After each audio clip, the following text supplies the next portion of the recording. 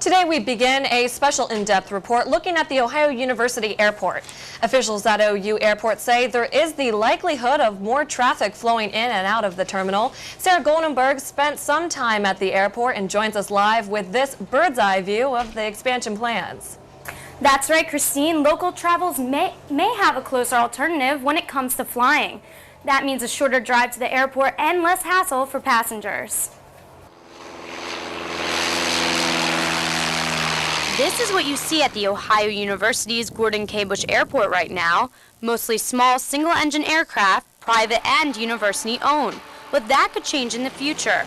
A deal with a commercial commuter airline could bring larger planes and more business to Southeast Ohio, and a regional airport actually in Ohio instead of West Virginia. Those signs that welcome you in, I need those signs right here at the airport. Most regional airports in this area are pushing for partnerships with larger carriers. The Mid-Ohio Valley Regional Airport is a 15-minute drive from Parkersburg. Moore just signed a deal with U.S. Air to provide daily passenger flights to Pittsburgh International Airport. But he says the main problem is filling those empty seats. Those people are still here, they're still flying, but they're not flying out of here. Most people flying to and from Athens have to go to the Port Columbus International Airport despite the long drive, an hour and a half or more depending on traffic.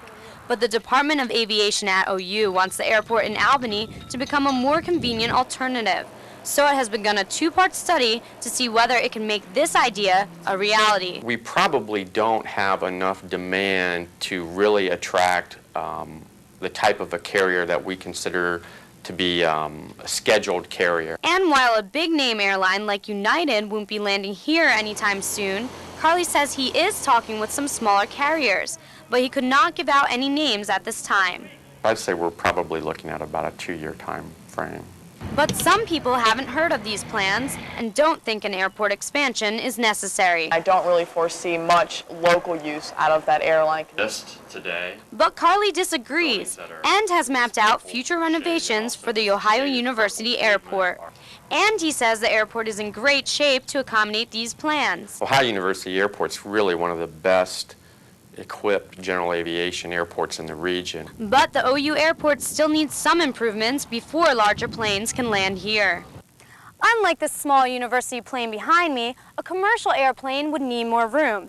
In addition to expanding the runways, another hangar would need to be built along with emergency facilities. Recently, the airport did extend its runway by 1,400 feet, making it southeastern Ohio's longest general aviation runway. And enlarging its terminal has made the atmosphere more passenger-friendly. Now it can support more passenger flow from regional flights coming and going. Somebody that wants to fly from Parkersburg to Toledo, that market doesn't exist today.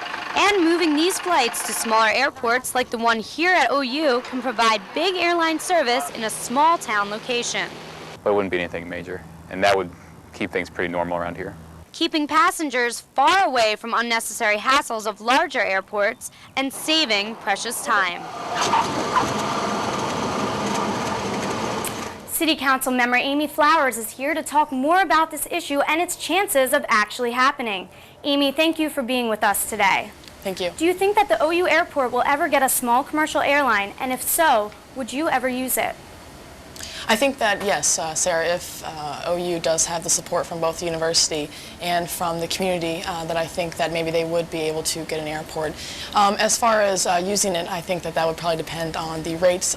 If I should need to fly from Athens to somewhere quickly without needing or having to drive to Columbus, then maybe, yes, I would use a commercial airline here in Athens. Do you think that locals would use it? And also, do you think this would affect local travel? Again, I think that if there is community support, then local people would be apt to use this airline in traveling to different places. So I think, yes, if people are supportive of it and it's accessible and the flights are ones that people would be using, flying to certain destinations that are frequented by Athens, then yes. And do you think it would increase tourism in Athens and help the local economy? certainly I think that if we're able to bring in people from different parts of the country and even the world, I think that tourism would increase, and if people are able to get to Athens quicker and easier, then tourism would increase. Thanks, Amy. Now that you've heard both sides of this issue, tune into Athens Midday tomorrow to take a closer look at how this could affect people and businesses of Athens. For a closer look at the blueprints of the proposed additions, go to our website at www.athensmidday.com.